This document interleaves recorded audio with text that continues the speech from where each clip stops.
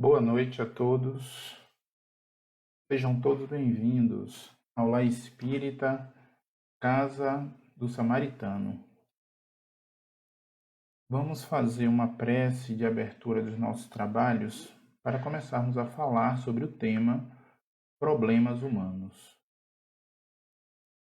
Nesse momento, Senhor, pedimos inspiração para que possamos falar sobre esse tema que tanto toca o coração de muitos que aqui porventura estejam nos assistindo. Que possamos seguir firmes e fiéis aos ensinamentos do Cristo, diante de tantas adversidades, diante do acalento, do choro, do acalento dos problemas, das perturbações que nos afetam. Que a tua paz se faça presente, Senhor, hoje, agora e para todo sempre. É uma alegria para nós estarmos aqui fazendo parte desse trabalho. Que a paz do Mestre Jesus esteja em nossos lares. Quero desejar a todos um excelente domingo. E nesse momento tão difícil, diante da pandemia, do isolamento social, possamos encontrar forças para superar e sustentar, as nossas mais profundas dificuldades. Quero agradecer ao convite da querida irmã Franci Carmen e pela indicação da nossa também querida amiga e irmã Fabiana Pessoa. Vem sendo um desafio para todos os centros espíritas continuarem mantendo suas atividades. O que podemos dizer é que sigamos em frente e façamos todo o nosso melhor. O nosso tema da noite é problemas humanos. E a ideia é que possamos refletir um pouco sobre esses problemas que nos afetam e como nós nos vimos diante desses problemas, e que caminhos trilhar para modificá-los e resolvê-los. Gosto sempre de trazer no início das nossas palavras as principais fontes que deram origem às coisas que aqui vamos ouvir. Então, nós utilizamos como referência um dos capítulos do livro O Ser Consciente. Vamos usar também referência de O Livro dos Espíritos, de Allan Kardec, primeira obra do Pentateuco kardeciano, e o Evangelho segundo o Espiritismo, que nos traz muitas mensagens do Evangelho do Cristo, em especial no que tange às consolações. Aqueles que desejarem aprofundar um pouco sobre o tema, são leituras que nós indicamos. Na conclusão do Livro dos Espíritos, item 1, Allan Kardec nos esclarece: quem apenas conhece do magnetismo por meio do brinquedo dos patinhos imantados, que sobre a ação da água, da ação dos ímãs, se movimenta em todas as direções na bacia de água, dificilmente poderia compreender que ali está o segredo do mecanismo do universo e da marcha dos mundos.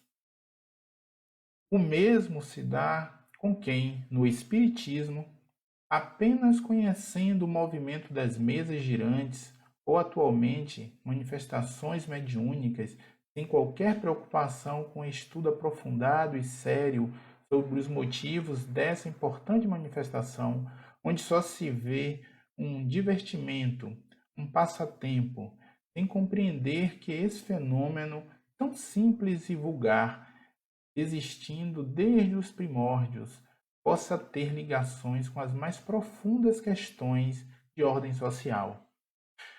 Quando nós nos debruçamos de forma séria no estudo da doutrina, a gente vai percebendo que muito, do que está ao nosso redor, no plano material e físico, eles se relacionam.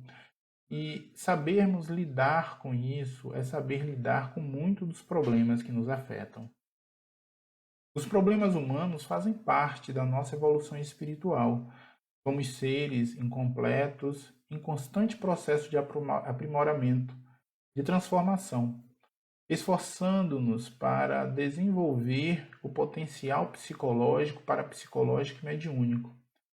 Nós, quando viemos da caverna, aos poucos fomos criando mecanismos, descobrindo problemas, resoluções, e hoje a gente se encontra num patamar evolutivo que, óbvio, precisamos melhorar muito. Mas é importante reconhecermos esse avançar da humanidade. Por estarmos ligados a impressões mais grosseiras do ego, associado a fatores que consideramos indispensáveis à sobrevivência, tais como alimentação, vestuário, repouso, prazer, tranquilidade ante a doença e a velhice. Desenvolvemos o apego e exteriorizamos sentimentos centralizadores da posse. O que a gente vê diante disso? Muito do que nós buscamos hoje está em volta dessa posse, do querer possuir, do querer ter, para nos dar essa pseudo-segurança. O problema não está em possuir as coisas, mas centrar nossa existência exclusivamente nessas coisas. Não sei se vocês conseguem entender, mas problema algum querer ter um carro, querer ter uma casa, mas a partir do momento que nós centramos a nossa existência em ter algo, possuir, aí a gente já começa a desvirtuar o verdadeiro sentido que nos traz aqui. E de onde vem, pergunta que nos faço, que eu faço a todos, de onde vem tanto apego? Por que ainda somos tão ligados à matéria? E aí tomamos emprestado um estudo muito aprofundado, não é?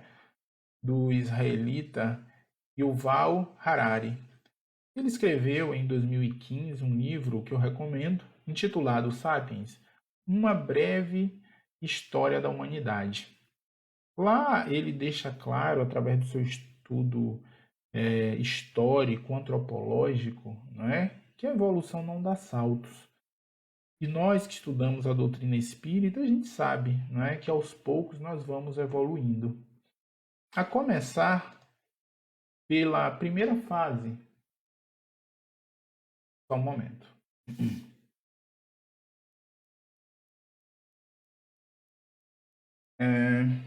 Eu não sei como fazer isso. Inicialmente, né, começamos a falar sobre a revolução cognitiva, né? A gente muito, quando a gente volta um pouco na história, a gente percebe que não raras vezes a gente se lembra ou conhece da história até 2000 anos atrás, né? Falamos muito, fazemos referência a Jesus.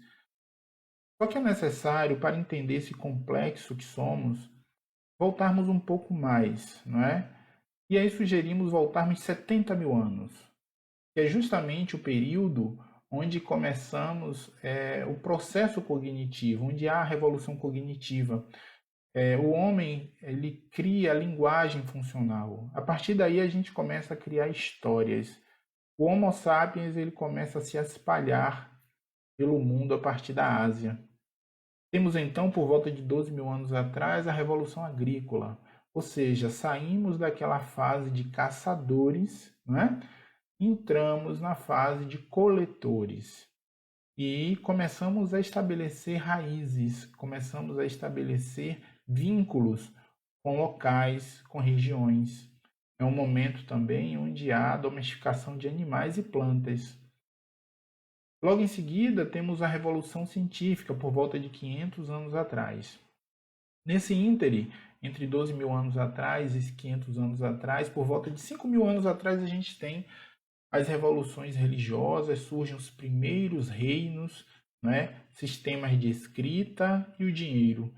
A relação do escambo ela passa a ser mais através da moeda, né? E há 500 anos atrás, a humanidade admite sua ignorância e começa a conquistar a América e os oceanos. O planeta se torna o único palco da história. Vem então a Revolução Industrial, por volta de 200 anos atrás.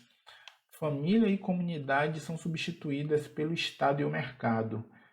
Extinção em massa de plantas e animais nesse período são identificados.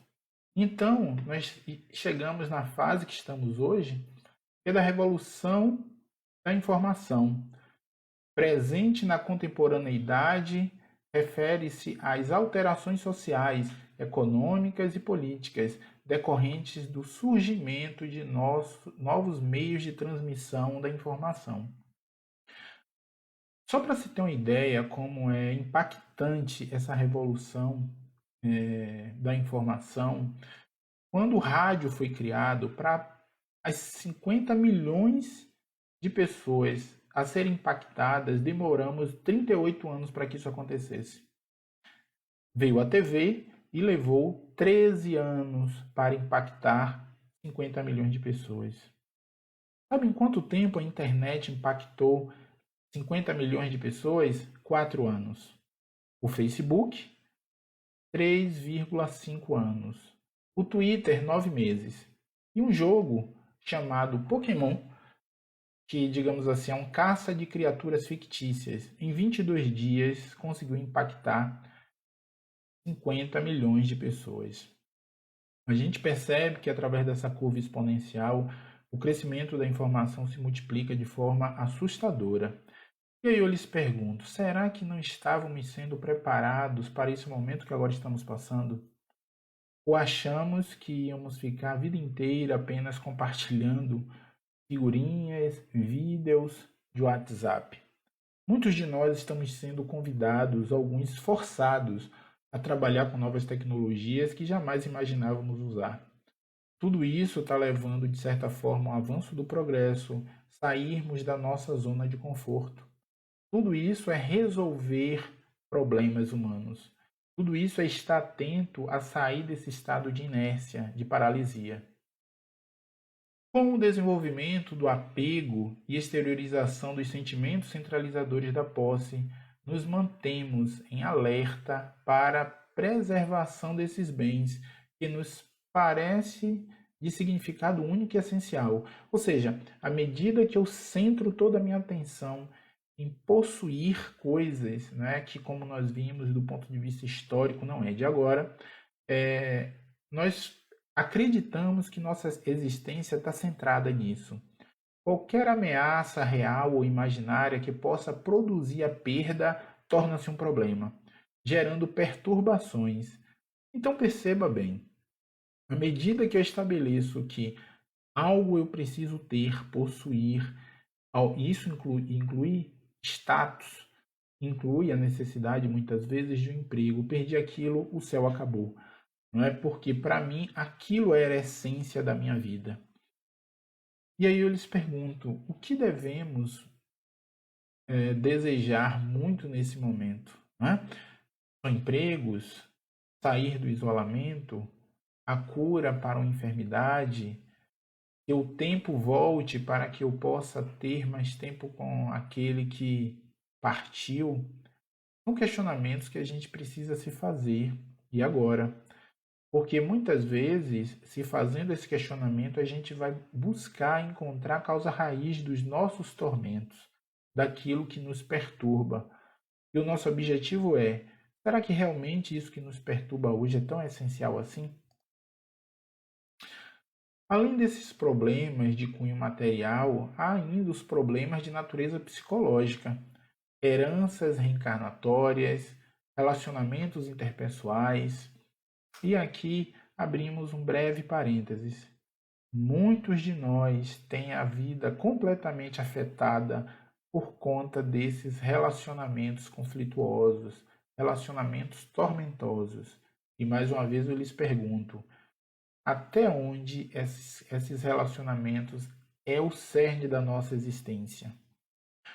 No capítulo 10 do Evangelho segundo o Espiritismo, intitulado Bem-aventurados os que são misericordiosos, existe uma passagem em que Jesus nos ensina: reconciliai-vos o mais depressa possível com o vosso adversário, enquanto estáis com ele a caminho, para que ele não vos entregue ao juiz, o juiz não vos entregue ao ministro da justiça, e não sejais metido em prisão. Digo-vos, em verdade, que daí não saireis enquanto não houverdes pago o último centil. A doutrina espírita, não é, entende, interpreta toda essa passagem metafórica, não é, de forma singular. Afinal de contas, quem é esse juiz que irá nos prender? Quem são esses ministros da justiça? Que prisão é essa que Jesus preconizava? Analisando de forma profunda, a gente percebe que não existe juiz-pessoa. O juiz que irá nos prender é a nossa consciência. E quem seriam esses ministros da justiça? São os nossos mentores espirituais, preocupados com a nossa evolução, estão sempre atentos, não é? E para onde eles iriam nos levar e nos conduzir? Para a prisão. Parece uma coisa odionda, né? Mas não é. A prisão é justamente esse local que aqui estamos, encarnados, aprendendo. E adivinha? Só iremos sair daqui quando pagarmos o último centil. E tudo isso está relacionado às nossas relações interpessoais, que é justamente o capítulo que fala da necessidade de nos reconciliarmos com os nossos inimigos. Todos aqueles que têm oportunidade, não deixem para amanhã. Reconcilia-se hoje, agora, se assim for possível. Os problemas criam raízes nos tecidos da malha delicada do psiquismo, de acordo com as resistências fortes ou frágeis de cada um. O que para uns é gravame, aborrecimento, cólera, para outros não passa de insignificante acidente de percurso que estimula a marcha evolutiva. E aí eu lhes pergunto, em qual desses polos nós estamos? Estamos no polo que nós nos irritamos com tudo, não é? Ou estamos no polo em que a gente consegue entender e compreender as nossas limitações e também a limitação dos outros? Já paramos para pensar o que nos torna experientes em lidarmos com determinados problemas? Porque cada um tem a sua forma de lidar. Conseguimos suportar um chefe mandão? Conseguimos entender uma esposa inquieta, impaciente? Conseguimos auxiliar um filho com dificuldades escolares? E quando eu digo dificuldades escolares, ainda mais nesse período de isolamento, não é que nós precisamos necessariamente conhecer do conteúdo, mas o que eu estou fazendo para buscar auxiliá-lo, não é? Quando alguém nos critica sobre determinada coisa, nós somos receptivos à crítica ou nós rechaçamos de pronto essa crítica? Quando nós entramos nesse processo de nos questionarmos, nos analisarmos, a gente começa a dar passos mais largos no nosso processo de autoconhecimento. Allan Kardec, em um livro dos Espíritos, pergunta 937. Para o homem de coração, as decepções oriundas da ingratidão e da fragilidade dos laços da amizade não são também uma fonte de amargura? Ou seja, para o homem de coração, o homem de bem, aquele homem que busca fazer todo o bem possível, ele não sofre por essas amarguras, por essas ingratidões? Olha só o que os espíritos respondem. E eles sofrem com isso, sim. Porém, deveis lastimar os ingratos e os infelizes. Serão muito mais infelizes do que vós. Ou seja, muito mais sofre ou sofrerão aqueles que são ingratos do que aqueles que recebem a ingratidão. Em um dado momento, na resposta, os espíritos ainda completam: a ingratidão é filha do egoísmo, e o egoísmo topará mais tarde com corações insensíveis, como o seu próprio foi. Em outras palavras, os espíritos ainda falam para Allan Kardec: olha, hoje, se você é um homem bom, um homem de coração, e está sofrendo ingratidão, será que você já não fez outros sofrerem? É a lei de causa e efeito, não é? Funcionando sobre nós. Nós estamos vendo apenas um pedaço da história quando a gente vê alguém sofrer. A gente não consegue ver o todo, né? E o todo só é possível termos as páginas desse livro se debruçando sobre a história reencarnatória. Para isso, não é preciso, óbvio, qualquer processo de regressão, mas é importante sabermos que nada aqui passamos por acaso. Quanto mais valorizamos o problema, mais vitalizamos, não é? Esse problema, aumentando a sua força de ação com os seus correspondentes efeitos. E aí eu lhes pergunto, por que é tão nocivo estarmos próximos das pessoas tóxicas e pessimistas? Por que não devemos nos vidrar tanto nos telejornais, em especial em momentos, não é? Como estamos passando agora, do Covid. Quantos de nós já não estamos sofrendo, não é? Com esse vírus?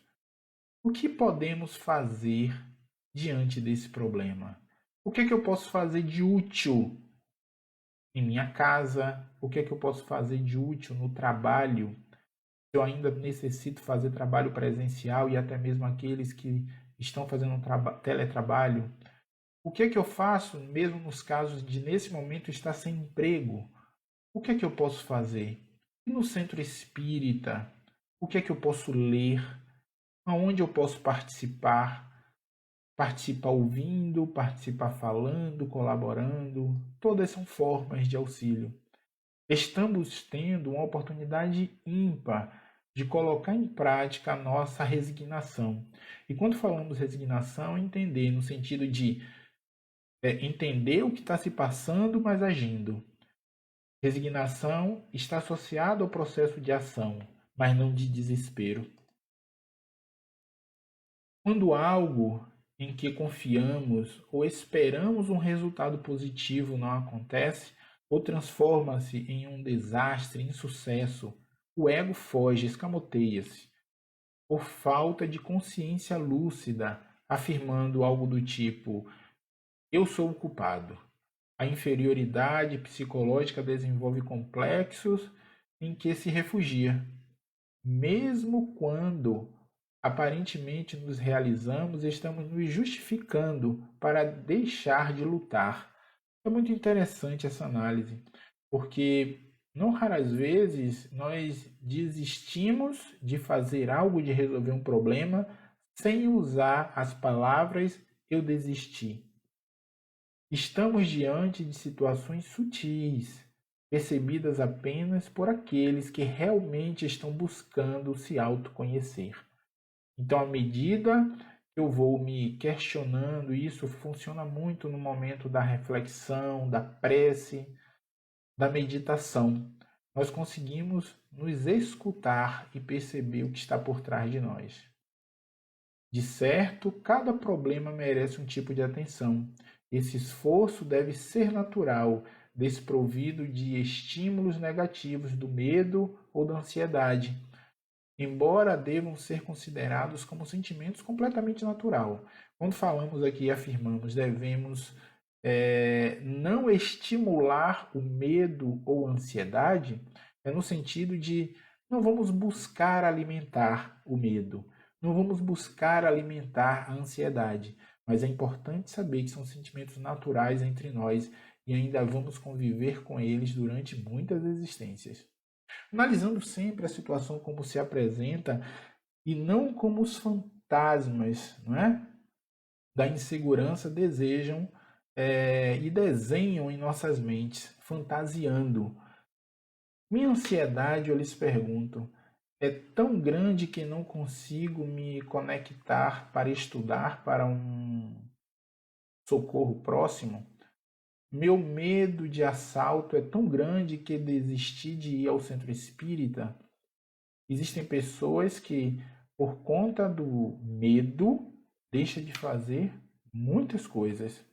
Dessa forma, evitamos o refúgio para a irresponsabilidade, que não assume o papel que lhe diz respeito. Então, é muito importante a gente ficar atento às nossas ações de fuga, né, do problema, porque isso só faz agravá-lo. Em outras pessoas, quando o problema se converte em dificuldade, o ego estabelece que a culpa é do outro, a culpa é da saúde, a culpa é da família, dos grupos sociais, da sociedade em geral, do destino. quando não temos a quem culpar. Resolve a questão utilizando complexo de superioridade. Enquanto aquele primeiro ele tinha um complexo de inferioridade, temos esse que estabelece um complexo de superioridade, colocando-se acima de qualquer suspeita de fragilidade. Esconde-se nas justificativas de ser incompreendido, perseguido e infeliz. À medida que a gente estudava sobre esse tema, eu me recordei de uma amiga e ela tinha um trauma muito grande num primeiro emprego. Ela dizia que o patrão dela perseguia ela. Meses depois encontrei-a e ela estava em outro emprego. Só que ela continuava triste e ela dizia que estava sendo perseguida pelo patrão. Eu disse: seu patrão mudou de emprego também? Ela: não, mas esse outro também me persegue. E a vida passou, encontrei ela depois e adivinha? Ela continuava tendo patrões que perseguiam ela. Conheço pessoas que já estão no quinto relacionamento abusivo. Eu lhes pergunto: será mesmo que o problema é sempre do outro? Será que não existe uma parcela nossa significativa em alguns momentos de se permitir entrar nesse estado? E aí a gente, com a nossa imaturidade, infantilidade espiritual, a gente não percebe o quanto o outro, muitas vezes, é muito menos do que nós mesmos em nossas vidas, não é? Evitando considerar o problema na sua real significação, passamos ao momento, né, em que compomos a consciência de culpa, dizendo coisas do tipo: eu deveria ter agido de tal forma. Eu poderia ter enfrentado o problema com outra abordagem. Eu tentaria evitar o que fiz, ou até mesmo o que não fiz. E aí a gente começa a entrar nesse processo de culpa. Todos esses são mecanismos extremamente perversos de imaturidade espiritual, caracterizando escapismos para fugir das consequências dos problemas. Isso porque não basta se culpar, mas sim atuar para resolvermos o problema. Muitos de nós paralisamos nossa existência por décadas, séculos, incutindo essas situações na culpa. O problema humano maior e mais urgente para ser resolvido é a própria criatura. Ao ler as palavras de Joana de Ângeles, a gente para e reflete: meu Deus, quanta coisa eu preciso recuperar, quanta coisa eu preciso resolver em mim. Na maioria das vezes, não está fora de mim, mas dentro de mim o que precisa ser resolvido. Para resolvermos o maior problema humano, não é? Do eu essencial, que é o espírito propriamente dito, Joana de Ângeles usa muito esse termo, eu essencial, o eu profundo, que é o mesmo que espírito. Faz imprescindível o amadurecimento psicológico decorrente do esforço sério e bem direcionado, do estudo do espírito, o conhecer-se, o autoconhecimento. Todas essas são situações que requer muita reflexão, requer testes da nossa parte. Ah, determinada coisa que eu estou fazendo, estou pensando, não está dando certo, então é necessário sim mudar de estratégia. Essa dilação da capacidade, além da matéria, propicia o mergulho no espírito, na causalidade dos fenômenos humanos. À medida que a gente faz isso, a gente vai se afastando daquele estereótipo que falamos lá no início da nossa conversa, da necessidade que nós temos da posse, não é isso? De ter. Enquanto a gente não tem, a gente se fragiliza. Ah, eu penso muito em ter uma TV. Meu Deus, não consegui comprar a TV. E aí, o mundo vai acabar por conta disso? A partir do momento que eu centro minha existência nessas coisas, a tendência natural é que eu entre em profunda perturbação. Os problemas que sempre procedem das experiências anteriores é muito importante, não é? Mas nós devemos sempre utilizar as experiências anteriores não como algo que me trave ao passado, mas como algo que me ensinou e que eu aprendi e sigo em frente. O estado de infância psicológico decorre da ausência de realizações evolutivas. E essas realizações evolutivas eu não vou conseguir apenas adquirindo coisas. não é? Quando somos convidados às reflexões profundas, não conseguimos nos deter em uma demorada análise de nós mesmos. É aquele processo natural em que a gente tenta fazer uma prece, uma meditação, e aí muitas imagens, sons adentram a nossa mente e nos perturba. A gente sai desse processo. Os pensamentos se expandem em várias direções, nos afugentando. Por isso a importância da oração e da prece, da meditação, daqueles momentos em que nós temos só para nós. E acreditem, para quem não tem o hábito de fazer meditação, quando nós começamos, é extremamente difícil, complicado. Simplesmente a nossa mente não para quieta. Tudo envolvendo nesse aspecto, o hábito é fundamental ser desenvolvido. Eu começo através de ações repetitivas, até que essas ações repetitivas tornem-se hábito. Despertar significa identificar novos recursos ao alcance, descobrir valores expressivos que estão desperdiçados antes não percebidos. Queremos chamar a atenção que não precisamos nem devemos fazer esforços sobre-humanos, mas precisamos fazer todo o melhor possível. Ou seja, se eu ainda não tenho o hábito de meditar, eu não quero copiar, não preciso, não devo copiar aqueles estereótipos de pessoas extremamente centradas e aparentemente espiritualizadas. Eu vou fazer o todo possível ao meu alcance. Precisamos deixar de nos sabotar. Tem algo a ser feito? Façamos agora, não amanhã, nem depois, nem daqui a um mês. É o quanto antes possível. Não sei como será o dia de amanhã, não é? Por isso que é importante a gente se preparar o máximo possível. Precisamos viver o presente, não o futuro, nem o passado, o presente. Porque quando a gente vive apenas vivendo o futuro, a gente cria tendências ansiosas. E quando a gente vive preso no passado, criamos tendências depressivas. Ah, Paulo, você está dizendo que eu não devo planejar o futuro? Não é isso. O problema está em fazermos de forma cotidiana projeções para o futuro. Ou então, vivermos ancorados no passado, como um retrovisor. Eu vivo, ando e meu olho não sai do retrovisor do passado. Normalmente são situações delicadas, situações que nos traz vergonha, que nos prende a esse passado. E isso não é bom, pode causar em muitos casos a depressão. Joana de Ângeles nos ensina: ninguém permanece vivo sem um enfrentamento dos problemas que existem para ser resolvidos, oferecendo o saldo positivo de evolução. Que vivo é esse que Joana está falando? Será que é o vivo do corpo? Joana está se referindo ao vivo espiritual. Ah, Paulo, mas espírito não morre, é verdade. Mas o estado de consciência pode nos paralisar. Recordamos, ao estudar sobre esse tema, uma passagem de Emmanuel, que está presente no livro Os Mensageiros. Em um dado momento em que os mentores espirituais estão adentrando a crosta terrestre para resgatar alguns espíritos em tormento. Existe uma passagem lá intitulada Os que Dormem. E aí o André Luiz questiona, mas por que aqueles espíritos estão dormindo? Foi informado a ele que é porque eles ainda não criaram estado de consciência que já desencarnaram.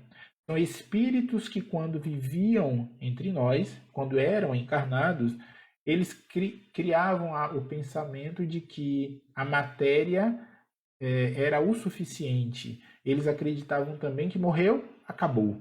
Na verdade, não acabou nada. O problema é a existência, muitas vezes, que nós paralisamos, porque nossa consciência nos leva a esse estado.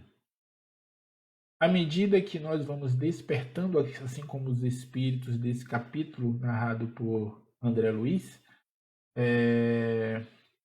a gente percebe que o despertar vai acontecendo de forma bem paulatina, de acordo com os nossos merecimentos, de acordo com os nossos esforços. E nós trazemos aqui uma breve passagem dos ensinos de Jesus, colhido no Evangelho segundo o Espiritismo, o jugo leve. Em um dado momento, Jesus nos ensina: Vinde a mim, todos vós que estáis cansados e sobrecarregados, que eu vos aliviarei. Tomai sobre vós o meu jugo, e aprendei comigo, que sou brando e humilde de coração, e achareis repouso para as vossas almas, porque o meu jugo é suave e o meu fardo é leve. E narra essa passagem linda é Mateus. Como me conforta essa passagem de Jesus, porque é através da fé, é através da ação dedicada ao Evangelho do Cristo que nós somos capazes de superar as dificuldades mais punjantes, os problemas que aparentemente são irresolvíveis. Através desse processo de espiritualização e não apenas do pedir, somos capazes de resolver muitos dos nossos problemas. E nós encerramos essas breves reflexões em torno dos problemas humanos através de um poema que foi nos dado, não é, por Maria Dolores no livro Antologia da Espiritualidade. Nesse livro, Maria Dolores ela tem um poema intitulado Agradeço, Senhor. Esse é um poema tão profundo que, ao meu ver, a partir do momento que a gente consiga criar a condição espiritual de compreender e viver essas palavras, é porque, de fato, a gente andou a passos largos na nossa evolução espiritual. E, sem delongas, Maria Dolores nos diz: Agradeço, Senhor, quando me dizes não às súplicas indébitas que faço através da oração. Muitas daquelas dádivas que peço, estima, concessão, posse, prazer, em meu caso talvez fossem espinhos na senda que me destes a percorrer. De outras vezes, imploro-te favores, entre lamentação, choro, barulho, mero capricho, simples algazarra, que me escapam do orgulho. Existem privilégios que desejo, reclamando-te o sim, que se me florescessem na existência, seriam desvantagens contra mim. E outras vezes rogo afeto, me achar companhia em qualquer parte, quando me dás a solidão por guia, que me inspira a buscar-te. Ensina-me que estou no lugar certo, e que a ninguém me ligaste de improviso, e que desfruto agora o melhor tempo de melhorar-me em tudo que preciso. Não me escute as exigências loucas. Faz-me perceber que alcançarei além do necessário se cumprir com o meu dever. Agradeço, meu Deus, quando me dizes não com o teu amor, e que sempre que eu te rogues o que não devas, não me atendas, Senhor. Muita paz, muita saúde a todos vocês. Que Deus nos abençoe, hoje e sempre.